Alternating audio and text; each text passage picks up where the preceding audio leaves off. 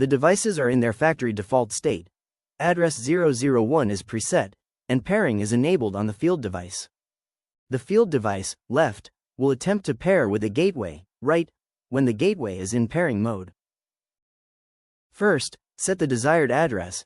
To do this, set the DIP switches. In the example, the address 002 is set. The flashing LEDs, red and green, indicate that the field device is in pairing mode. The gateway's pairing status is disabled and must be enabled so that a new field device can connect to the gateway.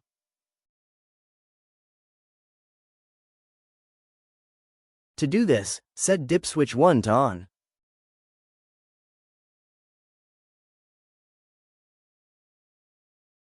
You can tell by the flashing red LEDs that the pairing process has started.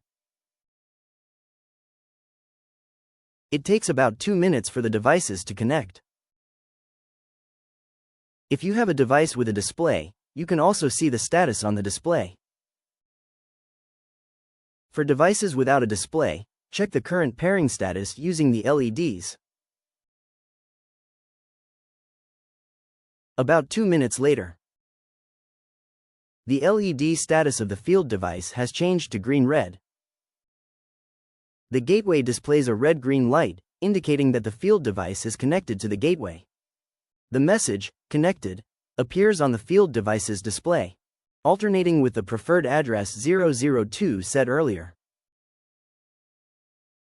Pairing with other devices can now be disabled in the gateway.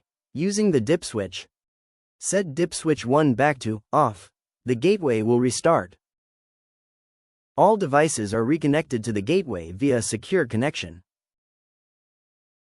Once the field devices are connected to the gateway, the LEDs remain lit. The connection is securely established. On devices with a display, the message, "Secured," appears.